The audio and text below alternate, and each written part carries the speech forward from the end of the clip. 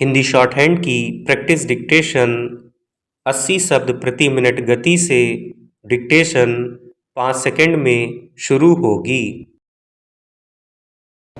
Start. जब दुनिया वैश्विक व्यापार को सहयोग और साझेदारी का माध्यम मानने लगी थी, तभी अमेरिका ने एक बार फिर यह संदेश दिया है कि अंतर्राष्ट्रीय व्यापार उसके लिए केवल आर्थिक गतिविधि नहीं, बल्कि राष्ट्रीय शक्ति का सबसे प्रभावी हथियार है।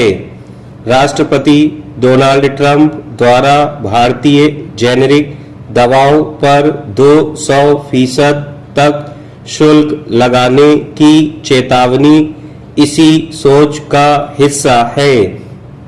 आखिर अमेरिका उन्हीं दवाओं को महंगा क्यों करना चाहता है जिन पर उसका अपना स्वास्थ्य तंत्र निर्भर है? दरअसल यही सवाल इस पूरे विवाद की असली जड़ है।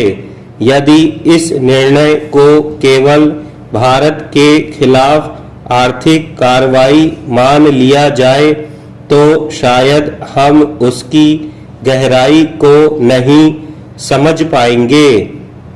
यह बदलती वैश्विक राजनीति का भी संकेत है, जहां मुक्त व्यापार की जगह अब राष्ट्रीय हित, आर्थिक सुरक्षा और रणनीतिक आत्मनिर्भरता ने ले ली है।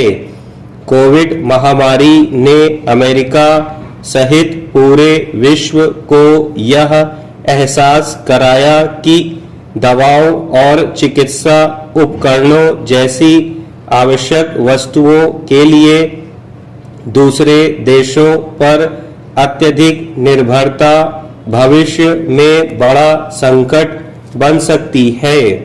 महामारी के दौरान कई देशों ने अपने यहाँ तैयार होने वाली दवाओं और चिकित्सा सामग्री के निर्यात पर रोक लगा दी थी।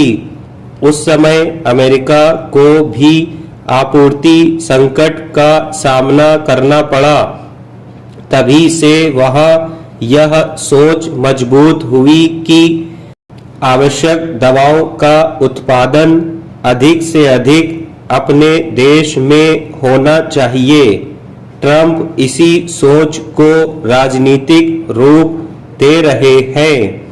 उनका संदेश स्पष्ट है कि यदि अमेरिकी कंपनियां विदेश से सस्ती दवाएं खरीदने के बजाय अमेरिका में कारखाने लगाएंगी तो रोजगार भी बढ़ेगा और भविष्य में किसी अन्य देश पर निर्भरता भी कम होगी। इसलिए शुल्क केवल राजस्व बढ़ाने का माध्यम नहीं, बल्कि उद्योगों को अमेरिका वापस बुलाने का दबाव बनाने वाला औजार भी है। आज अमेरिका में इस्तेमाल होने वाली लगभग हर 10 में से 9 जेनेरिक दवाओं का संबंध किसी न किसी रूप में भारत से है।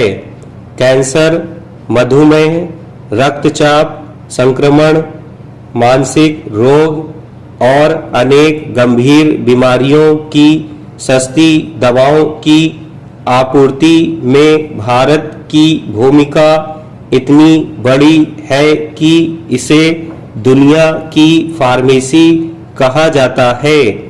ऐसे में यदि इन दवाओं पर 200% शुल्क लगाया जाता है तो सबसे पहला असर अमेरिकी मरीजों और वहां की स्वास्थ्य बीमा कंपनियों पर पड़ेगा।